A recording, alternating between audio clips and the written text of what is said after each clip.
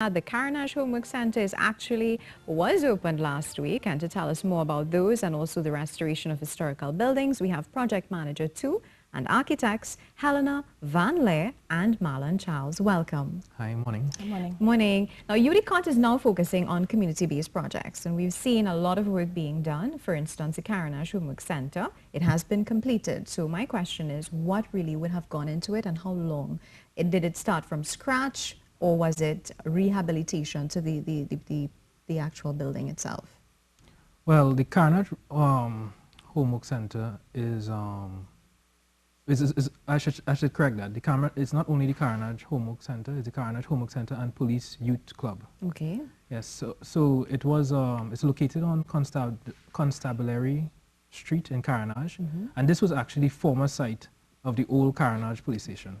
So this is an adaptive reuse project, which means that we repurposed the existing buildings. It was 4 buildings of the old police station, and we turn it into a facility that accommodates young people. It gives a place for young people to do their homework and engage in other, positive social activities in a safe and comfortable environment.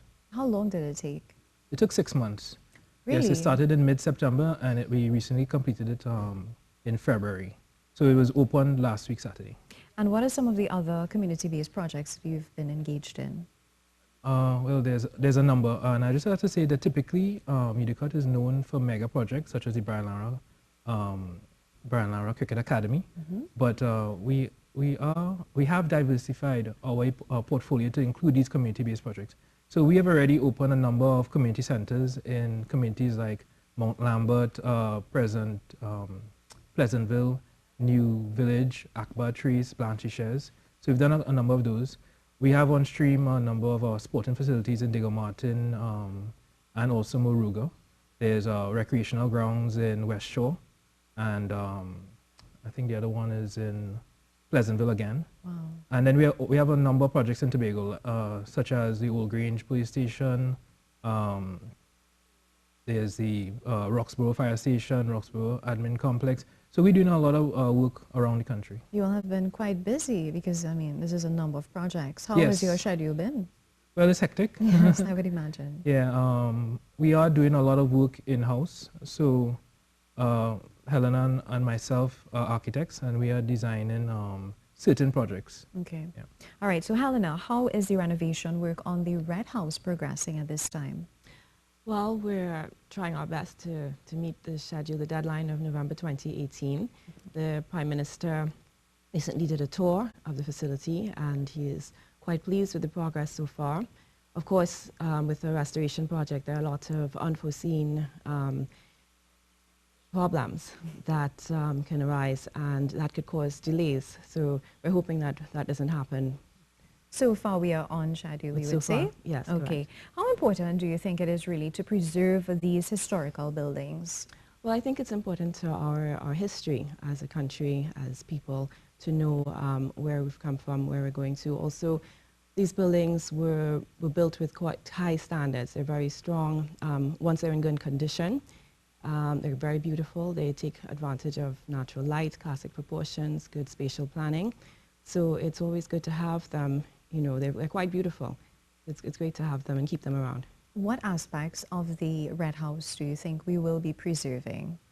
Well, most of the Red House will be preserved. It is a restoration project first and foremost. Of course, they're going to be upgrading, making special upgrades for security, modernizing the building so that it's appropriate for a modern parliament. And also we have to include the public in the building, being able to access the building as well. In terms of accessibility for disabled persons, are we also making accommodations for them? Yes, definitely, we're doing that. All right. How has your experience been so far working on this project? Well, I have been on it more from advisory position. I worked on the project before I started at UDECOTT, doing surveys for the architect who is designing. He's a restoration architect who also worked on QRC. And I've been quite excited by it. It's been challenging. The team is very hardworking, and they're very focused and driven towards getting that completion date. All right. Now, Marlon, I know you mentioned that you all have rolled out a number of projects, but have there been any major setbacks, especially with the economic stream that we're currently under? Well, we have made adjustments in the company to cater for the hard economic times that we're under. So I wouldn't say that we had setbacks, Okay. but it is challenging, and we have moved away in the company from a reliance on external and foreign consultants, and which gives opportunities to young professionals like Helena and myself, and it's an opportunity for UDECOTT to build its human resource capacity, not only for itself, but for the construction industry in the country. Now, as an architect, you would have possibly your own style, your own designs, your own way of doing things. Were you able to use any aspect of your personal style in terms of creating the end product? Yes, of course, personal style does come into it. As an architect, I don't have a predetermined image of the building, but the design is basically generated from a number of factors, from the client, user requirements, from site context, climatic issues. So what I would do is develop a concept that best captures all of these the functional aspects of the design. And like handwriting, it is unique to every architect. But if I had to describe a particular style, I would say probably, to use a popular term, like a tropical modern style. Tropical modern, I like that. What about you, Ms. Helena? What is your sort of style that you think that you bring to the table? Do you just go with a generic image of the functional aspect of a particular building? Well, I actually consider architecture to be art, and I do apply my own personality. My own personality, Yeah. yes, and it has to be relevant to the context, again, Yes, to the of brief, course. and you do research, and then you come up with a concept, and usually you hope that your client is happy with your impression of what a building should be. All right. Now, Marlon, with all these projects that you've mentioned in the pipeline, how would you describe the direction of UDECOTT at this point in time? Well, UDECOTT is focusing more on the community, and we have engaged local contractors, and this is very important because it injects a certain amount of work for the residents in the community. Great. And they have a greater sense of ownership of these projects. So, you know, we are still focusing on the major mega projects, let's say, but we are in the communities as well. How many of these projects have been completed so far? Well, I don't know off the bat in terms of a figure, but I would say, I don't know. In terms of percentage, maybe, of the total amount. It's not 50% yet. Well, UDECOTT has such a wide portfolio. Yeah, I can't say the status fine. of these projects. Okay. And Ms. Helena, what about other projects such as the President's House and Stallmeyer's Castle, etc.? Yeah, well, Stallmeyer's is complete. It was completed in June of 2017. There's still a couple of minor things that we're adjusting, but it is ready. And the President's House work is soon going to start on it in early March. Also, Whitehall will soon be started, and there's also plans for Mille Fleurs in the near future. Okay, and in terms of projects and renovations, so there would have been projects that you all would have started from the ground up and then renovations. How many of those have you had? Mainly renovations or mainly startups? Well, the restoration projects would be renovations, and most of the community centers are new projects. Some of them are renovations. Last year, we completed a number of the larger mega projects, such as the Government Campus Plaza, the Brian Lara Stadium. I don't know if you could really say that they were renovations because they had been started and they were completed after a couple of years. Most of the projects that UDECOTT does are new projects. Would those pose a challenge normally if a project were to be started with somebody else's vision in mind and then you have to come now and assess the entire thing and take it from there? Is it more of a challenge to do something like that? Well, yes, it is challenging because we have to do assessment, study of what was done before, and then strategize on how to move forward in the most efficient manner. We have to liaise and collaborate with the architects and engineers from before, you know, to make sure that our designs are in line with those. So yes, it does pose a challenge to stop a project and then restart it after a number of years. And what were some of the challenges that you faced during your time with UDECOTT so far in terms of undertaking these projects? Well, for the most part, I started last year. So the projects that I've been working on is the Homework Center, and we have had challenges with getting all the parties together in order to develop the design. But we have worked with a number of ministries, and it's all of the stakeholders have been very positive for actually the Homework Center, and they've expressed satisfaction and with the end result.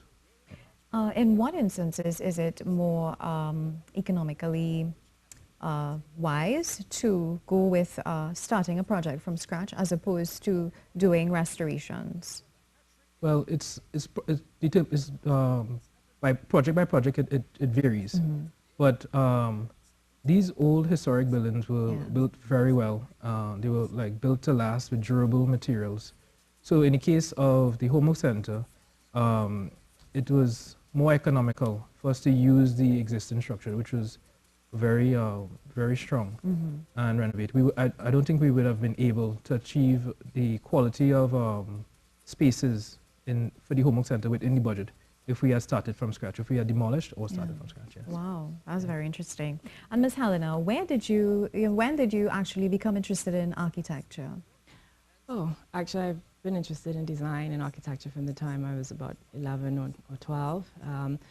I grew up in a family where my grandmother and my mother are very interested in design and doing renovations and small projects, and I think I just took that forward. I actually started off doing a degree in physics first because I've always been interested in how things were built. So I think it's been in me for a long time. Now it's interesting that you are working on the historical buildings in Trinidad and Tobago. How does that aspect of it actually feel? That feels wonderful.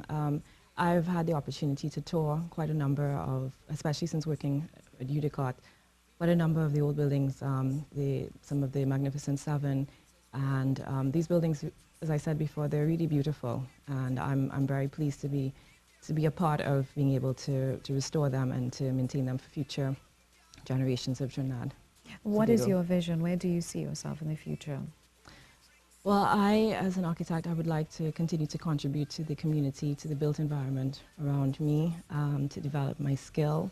I've always been very interested in learning and growing as a professional, and I just, want to continue along that track. Yeah, I'm sure it's very fulfilling, especially working with the historic buildings. Yes, exactly, of course. Marlon, for you, where did you start? Where did you study architecture, first of all?